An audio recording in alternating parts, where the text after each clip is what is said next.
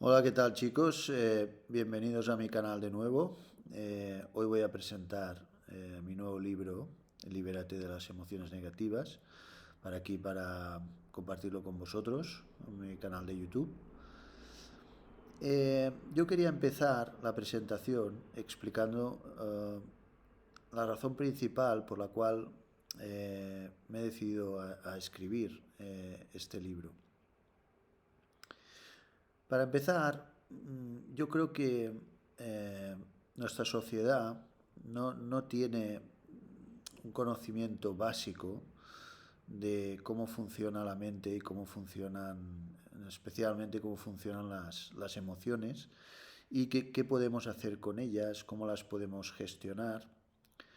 Digamos que en la escuela o en el instituto pues nos enseñan muchas asignaturas, que si física, química, literatura, latín, informática, nos enseñan de todo, pero en cambio no hay una asignatura de gestión emocional o de psicología o de cómo funciona la mente y digamos que no está en la educación básica eh, en nuestra sociedad.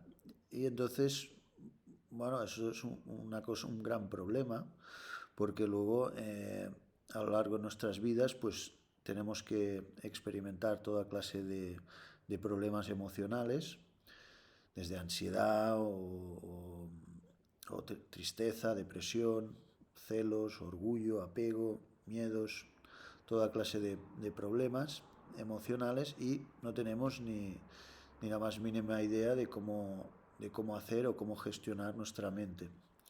Y acudimos ya al psicólogo o al psicoterapeuta o al psiquiatra cuando la casa ya está ardiendo, digamos, ya estamos muy mal, lo estamos pasando muy mal y tenemos que acudir a que nos ayuden. Si bien ir al psicólogo o al psicoterapeuta es algo muy recomendable para todo el mundo, inclusive estando bien, pero debemos tener un conocimiento básico de nuestra mente, de cómo funciona nuestro corazón, nuestras emociones. Entonces, digamos que esta obra pretende eso, ¿no? Humildemente contribuir a que todo el mundo pueda tener un mayor conocimiento de la mente, de las emociones, y a la vez ofrecer una guía práctica de cómo gestionarlas para todo el mundo, asequible y accesible para cualquier lector. Y esta era un poquito la intención de este libro. Luego, por otro lado, es un libro de psicología budista, pero no desde una óptica religiosa, desde una óptica académica, sino eh, adaptando el budismo a la cultura y mentalidad occidentales, eh, adaptada para todo el mundo que lo pueda practicar y se pueda beneficiar de ello sin interesarle el budismo, sin ser budista o sin tener ningún tipo de interés en ello. Eh, Además, el budismo normalmente lo encontramos en un formato tradicional, muy, muy preñado también de las culturas asiáticas, de tal manera que nos solemos encontrar con que las personas que quieren estudiar budismo se tienen que meter y impregnar en el seno de otra cultura totalmente distinta. Por ejemplo, pues si queremos estudiar budismo tibetano, pues veremos cómo tenemos el budismo muy mezclado con aspectos culturales tibetanos, o si estudiamos budismo zen, con aspectos japoneses o coreanos, etc. Entonces este libro pretende un poquito explicar el budismo de una manera eh, más adaptada a las necesidades y la mentalidad occidental, sin tener que, digamos, vernos mezclados con aspectos de otras culturas. Luego, por otro lado, tampoco, otra cosa que ha sucedido bastante es que se ha descontextualizado el budismo, por ejemplo, extrayendo técnicas budistas que tienen unos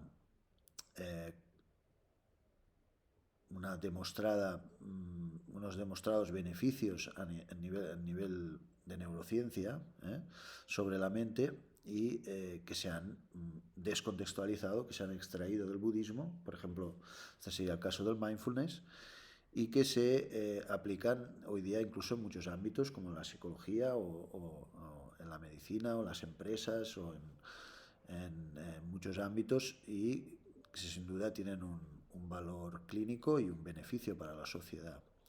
El problema es que también estas técnicas descontextualizadas, lógicamente, pueden tener malos usos. Por ejemplo, se enseña en el ejército americano el mindfulness para matar mejor, o en determinadas empresas para explotar mejor a sus trabajadores, por ejemplo. Por lo tanto, este libro busca también no ser un libro descontextualizado, sino que pretende adaptar el budismo a nuestra cultura y nuestra mentalidad occidentales sin desvirtuarlo o sin descontextualizarlo. Por lo tanto, es un libro de budismo puro, auténtico, pero adaptado a nuestra psicología. Entonces, bueno, por lo tanto, en ese sentido, aparte de ser un libro que cualquier persona lo puede leer y le puede ayudar con sus emociones, con su mente y con sus problemas, sin necesidad, como digo, de ser budistas o que nos interese el budismo, a la vez también constituye una muy buena, creo, introducción al budismo para cualquier persona que le interese también esta filosofía, esta psicología, y le sirva de base para saber más o estudiar más y, por ejemplo, estudiar budismo tradicional, como el budismo tibetano, el budismo zen, etc.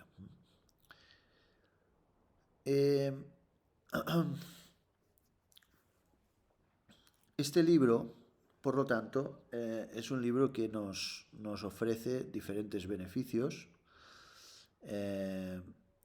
y, sobre todo, yo destacaría el beneficio principal que nos ofrece, o que he intentado ofrecer al lector con este libro, es poder aprender a gestionar nuestras emociones negativas, que son las que nos hacen sufrir habitualmente en nuestra vida, como la ansiedad, la tristeza, los celos, la baja autoestima, el apego, la envidia, etcétera, etcétera. Todas estas diferentes emociones negativas son las que nos afligen habitualmente en nuestra vida, son las que nos causan diferentes niveles de sufrimiento, y son los que, por ejemplo, nos hacen acudir al psicólogo o al psicoterapeuta porque nos sentimos mal. Entonces, este libro pretende también ser un libro práctico. Esto es muy importante. Si bien es un libro que, por supuesto, hay teoría, pero es un libro eminentemente práctico, en donde se busca enseñar los diferentes tipos de meditación para gestionar las diferentes emociones negativas que tenemos. En este libro pues encontrarás técnicas para gestionar tu ansiedad, para gestionar tu tristeza, para gestionar tus celos, para gestionar tu ira, tus miedos, tu apego, etc. Y además están las técnicas explicadas paso a paso para que el lector pueda sentarse y meditar y beneficiarse de las técnicas. Técnicas, muchas de ellas validadas científicamente en neurociencia, y que están demostrados sus beneficios para la salud mental y para y para la felicidad interna del individuo. Entonces, bueno, y luego por último quería decir que también este es un libro que no hace falta saber nada de meditación, no hace falta saber meditar, es completamente para neófitos y cualquier persona que esté interesada puede tranquilamente aprender y practicar con las explicaciones que hay contenidas en la obra. Luego, por último, quería la presentación, pues nada, sucintamente hacer un overview del libro, explicar por encima un poquito los capítulos para que os hagáis una idea un poco de qué contiene el libro de una manera un poquito más detallada. El libro empieza, digamos, explicando el propósito de la vida. Aquí tenéis en este canal 3 vídeos que hice sobre este tema. Un poquito en los vídeos hallaréis más o menos lo que corresponde a este capítulo. Fundamentalmente, como ya he explicado, el sentido de nuestra vida es la felicidad y evitar el sufrimiento. Eso es una cosa, una abolición innata que tenemos, y de hecho todo lo que hacemos en la vida es para evitar el sufrimiento y para conseguir felicidad, satisfacción. Como ya he explicado, fijémonos, ¿no?, que todo lo que hacemos en la vida, hasta respirar, es para evitar sufrir y para conseguir un estado más óptimo, más satisfactorio, para conseguir más felicidad. Desde trabajar, dormir, comer, viajar, estudiar, lo que sea, lo hacemos todo con esa finalidad. Pero aunque deseemos ser felices y no deseamos sufrir, digamos que constantemente estamos buscando la felicidad en lo externo, en los objetos externos, ya sean placeres de los sentidos, ya sea fama, ya sea riqueza, ya sea relaciones, etc. Pero como podemos comprobar, a pesar de tener toda clase de placeres externos, podemos sufrir muchísimo. Y de hecho, ahí están los ejemplos de personas millonarias, famosas, que tienen todos los placeres mundanos inimaginables y pueden sufrir vidas de muchísimo dolor y sufrimiento psíquico que les lleven incluso al suicidio. O sea, es decir, que y por contra también en el mundo podemos ver ejemplos opuestos, gente muy sencilla, con un nivel material muy bajo, por ejemplo en el tercer mundo, y que tiene una situación externa muy difícil, y en cambio emocionalmente y mentalmente ser mucho más felices que estos ejemplos que acabo de mencionar. ¿Y esto por qué es así? Esto es así porque fundamentalmente la mente es el agente principal en la felicidad y en el sufrimiento. Entonces, si nuestra mente está afligida por emociones negativas, por mucho que tengamos externamente toda clase de comodidades y facilidades, sufrimos muchísimo. Por contra, si nuestra mente está imbuida, está preñada de emociones saludables, emociones positivas, nuestra mente experimenta lo que llamamos la felicidad interna, que es la felicidad realmente más importante y la felicidad auténtica. En el siguiente capítulo explico los niveles de felicidad. A este respecto, pues podríamos hablar de 2 grandes tipos de felicidad: la felicidad mundana, que sería la felicidad que habitualmente experimentamos, los placeres de los sentidos, o fama, o riqueza, o relaciones, o cosas por el estilo, la felicidad externa, podríamos llamar. Este tipo de felicidad es una felicidad efímera, es una felicidad muy superficial, en la cual nunca se escala la felicidad. Siempre la felicidad se experimenta por un periodo breve, decae, y si siguiéramos intentando conseguir satisfacción en ese placer, se convertiría en dolor y en sufrimiento en lugar de felicidad. Por ejemplo, la comida es un muy buen ejemplo. Nosotros vamos a cenar y al principio de la cena pues tenemos hambre, entonces es un placer, que si la ensalada o este plato o el otro, pero a medida que vamos comiendo el placer va decayendo hasta que se convertiría en sufrimiento. Si siguiéramos comiendo pues acabaríamos sufriendo un empacho, vomitando, incluso podría ser una tortura hacer comer a alguien hasta morir, ¿no? Por lo tanto, eso es un ejemplo de un placer mundano, pero el funcionamiento sería el mismo para cualquier otro, sea una canción de música, sea el sexo, sea un viaje, sea lo que sea.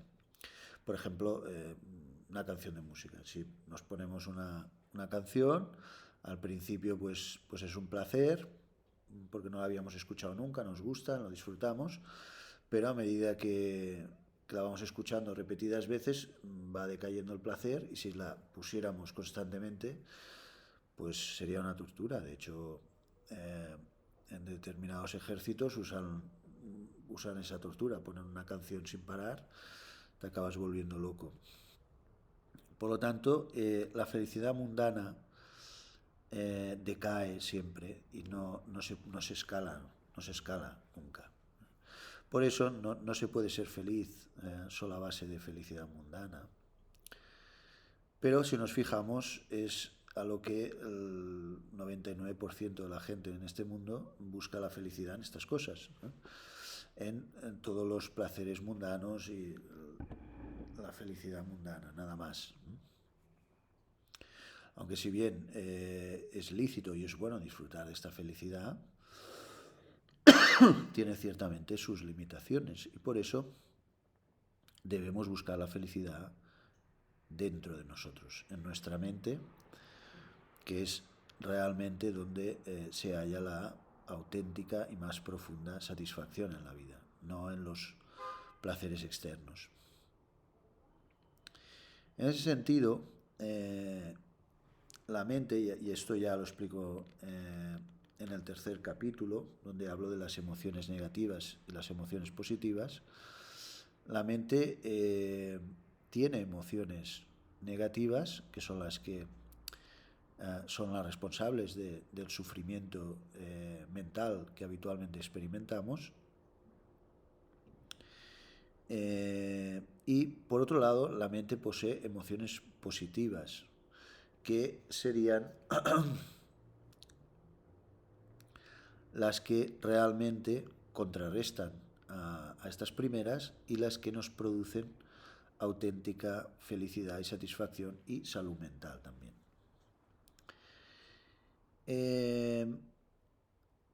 De hecho, hay muchos psicólogos y muchas escuelas de psicología que no distinguen entre emoción negativa y emoción positiva. Incluso hay algunos que proponen que un poquito de emoción negativa está bien, o es negativo en función del nivel, y si tiene un poco de emoción negativa no es negativo, etcétera, ¿no? Hay estas ideas que no tienen ningún tipo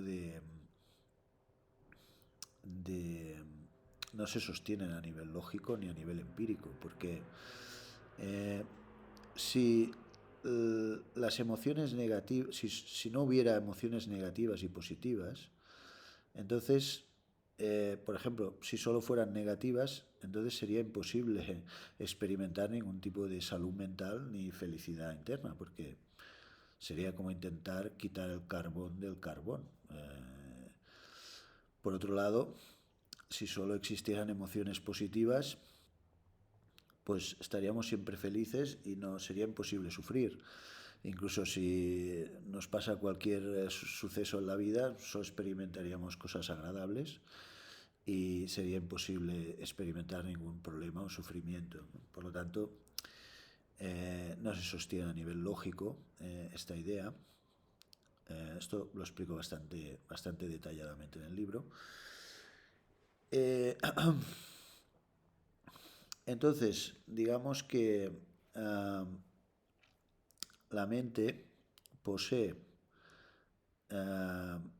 dos emociones básicas negativas, que sería el aferramiento y la aversión. Hablo en un libro, en un vídeo que he hecho aquí anteriormente, lo comento.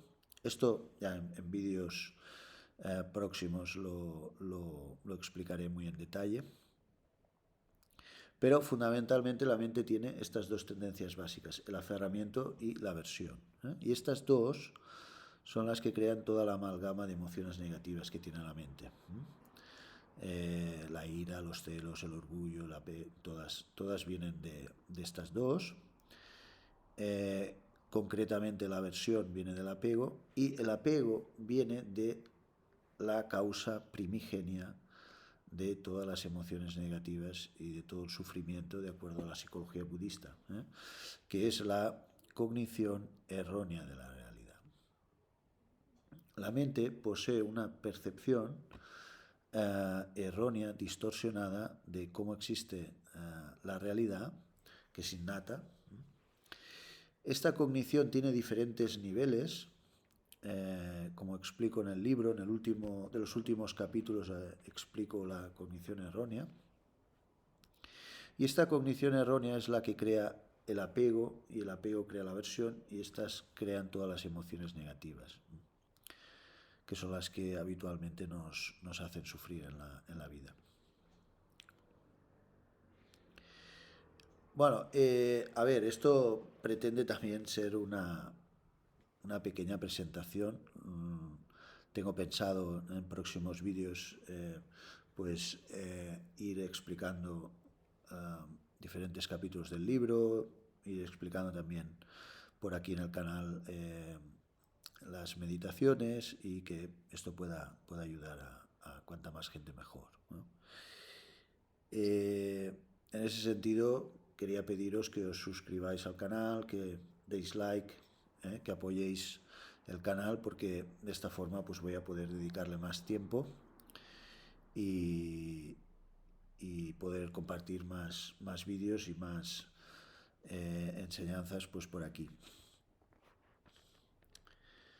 Bueno, luego ya a partir de aquí, en los siguientes capítulos del libro, explico las principales emociones negativas que tiene la mente y cómo gestionarlas, explicando diferentes técnicas para poder reducirlas y potencialmente incluso poderlas eliminar.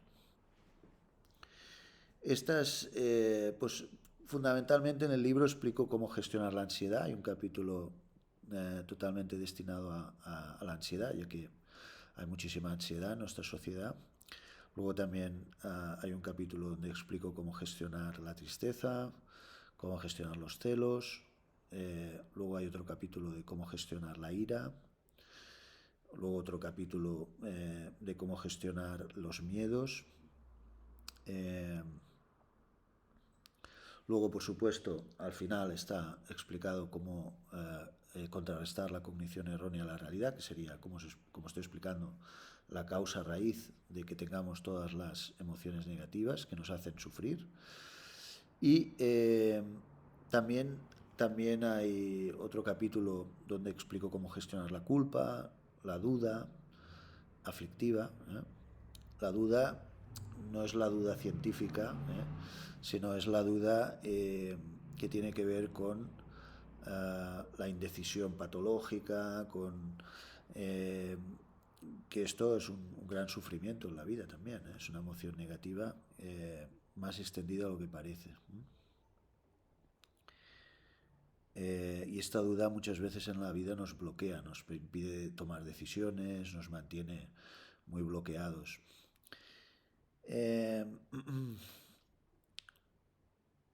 Bueno, esto sería a grosso modo un poquito el libro. Eh, Tampoco quiero que se me haga muy largo, ¿eh? Por supuesto, habría muchísimas cosas que explicar, pero bueno, quería hacer un vídeo máximo de media hora y no va a dar tiempo de, obviamente, de explicar más en detalle aspectos del libro. Yo os animo a que lo compréis, perdón, y que eh, apoyéis esta causa también comprándolo, compartiéndolo con gente que le pueda ser de beneficio, que le pueda ayudar. Como digo, es un libro para todo el mundo, para que beneficie y ayude a cualquier persona con sus problemas. Y os espero en próximos vídeos aquí en el canal. Muchas gracias, un abrazo, hasta pronto.